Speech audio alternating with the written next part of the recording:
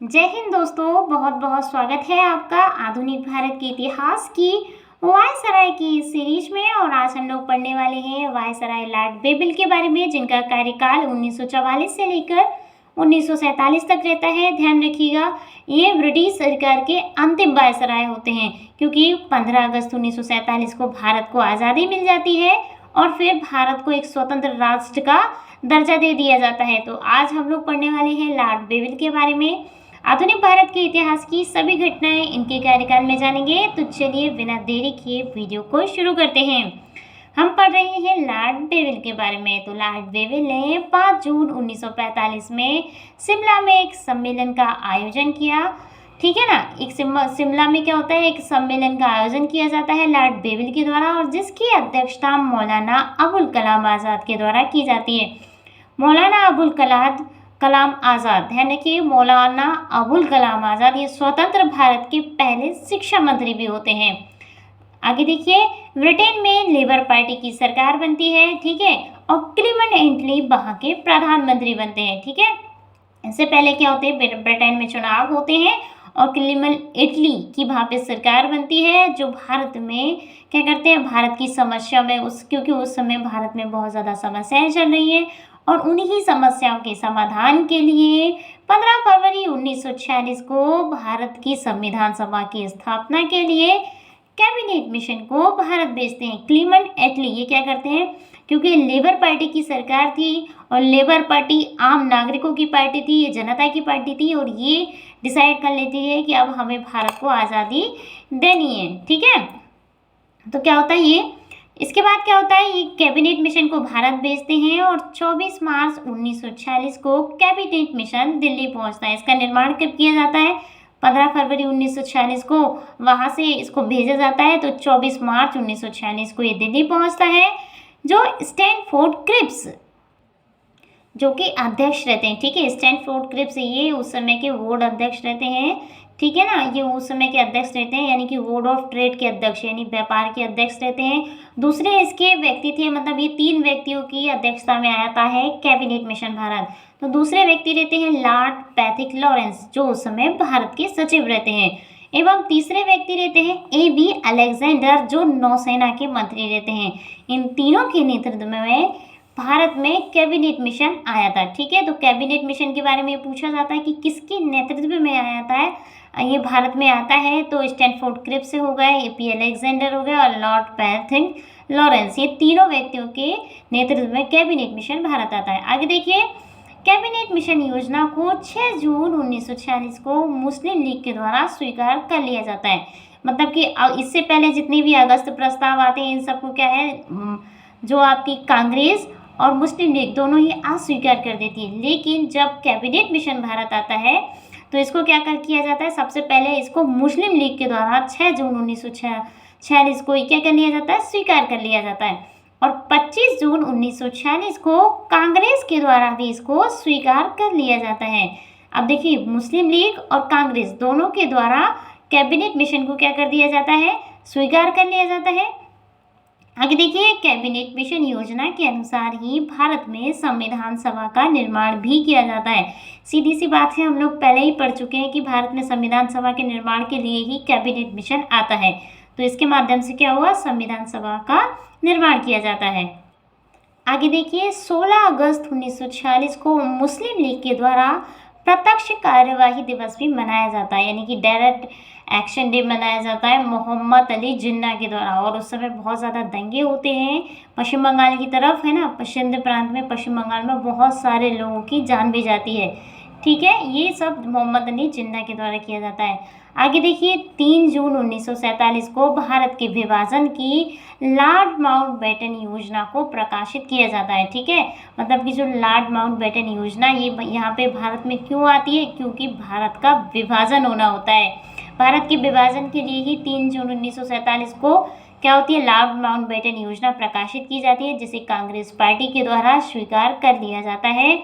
और 4 जुलाई 1947 को मुस्लिम लीग की एक बैठक होती है। मुस्लिम लीग की बैठक में लॉर्ड माउंटबेटन योजना पर विचार किया जाता है। ठीक है ना, अब इसमें विचार किया जाता है जिसमें 400 सदस्यों में से 390 सदस्यों के द्वारा इसका समर्थन किया जाता है केवल 10 सदस्य ही इसका विरोध करते हैं। मतलब कि जो 400 सदस्य रहते हैं, मुस्लिम लीग जब अपनी बैठक करती है तो उसमें से समझ लीजिए आप 10 ही सदस्य हैं जो सपोर्ट नहीं करते हैं, बल्कि यानी कि सभी लोग चाहते हैं, 99% चाहते थे कि भारत का विभाजन हो और लॉर्ड माउंटबेटन योजना के तहत पाकिस्तान और भारत नामक दो अलग अलग राष्ट्र, स्वतंत्र राष्ट्र एक तरीके से उनका निर्माण किया जाए। आगे देखिए, 2 सितंबर 1946 को जवाहरलाल नेहरू के नेतृत्व में अंतरिम सरकार का गठन किया जाता है। हालांकि ये अंतरिम सरकार चलती नहीं है, लेकिन इसका गठन किया जाता है 2 सितंबर 1946 को, ठीक है ना। जवाहरलाल नेहरू के नेतृत्व में एक अंतरिम सरकार का गठन होगा और 16 अक्टूबर 1946 को मुस्लिम लीग के 5 सदस्यों को अंतरिम सरकार में शामिल भी कर लिया जाता है, ठीक है। पहले इसमें क्या था, 2 सदस्यों को स्वीकार कर दिया जाता है, लेकिन बाद में मुस्लिम लीग जब ये डायरेक्ट एक्शन डे मनाया जाता है जिन्ना के द्वारा, तब क्या होता है, इनके द्वारा 5 सदस्यों के द्वारा, ठीक है, अंतरिम सदस्य में अंतरिम सरकार जो उस समय गठित हो रही थी उसमें 5 सदस्यों को गठित कर लिया जाता है, शामिल कर लिया जाता है। आगे देखिए, 27 मार्च 1947 को मुस्लिम लीग के द्वारा पाकिस्तान दिवस के रूप में भी मनाया जाता है, ठीक है। तो एग्जाम इस तरीके से क्वेश्चन किए जाते हैं कि मुस्लिम लीग के द्वारा पाकिस्तान दिवस कब मनाया जाता है, तो 27 मार्च 1947 को। ये देखिए, 9 दिसंबर 1946 को संविधान सभा की पहली बैठक नई दिल्ली के कौशल चैम्बर के पुस्तकालय के भवन में होती है। यानी कि सबसे पहले संविधान सभा की बैठक कहाँ होती है, तो 9 दिसंबर 1946 को होती है, ठीक है, दिल्ली में होती है, और जिसमें सच्चिदानंद सिन्हा को संविधान सभा का अस्थायी अध्यक्ष चुना जाता है, क्योंकि उस समय सच्चिदानंद सिन्हा सबसे वरिष्ठ सदस्य रहते हैं, इसलिए उन्हें संविधान सभा का अस्थायी अध्यक्ष चुना जाता है। आगे देखिए, 11 दिसंबर 1946 को डॉक्टर राजेंद्र प्रसाद को संविधान सभा का स्थायी अध्यक्ष चुना जाता है। हम लोगों ने पहले पढ़ा अभी 9 दिसंबर को जब पहली बैठक होती है तो उसमें सच्चिदानंद सिन्हा जी को अस्थायी अध्यक्ष चुना जाता है, लेकिन डॉक्टर राजेंद्र प्रसाद जी संविधान सभा के स्थायी अध्यक्ष रहते हैं। 2 दिन के बाद 13 दिसंबर 1946 को जवाहरलाल नेहरू के द्वारा उद्देश्य प्रस्ताव को पेश किया जाता है। किस उद्देश्य प्रस्ताव को, यानी कि संविधान के निर्माण के उद्देश्य प्रस्ताव को प्रस्तुत किया जाता है, और 22 जनवरी 1947 को उद्देश्य प्रस्ताव को स्वीकार करने के बाद संविधान सभा के निर्माण हेतु अनेक समितियों का निर्माण भी किया जाता है।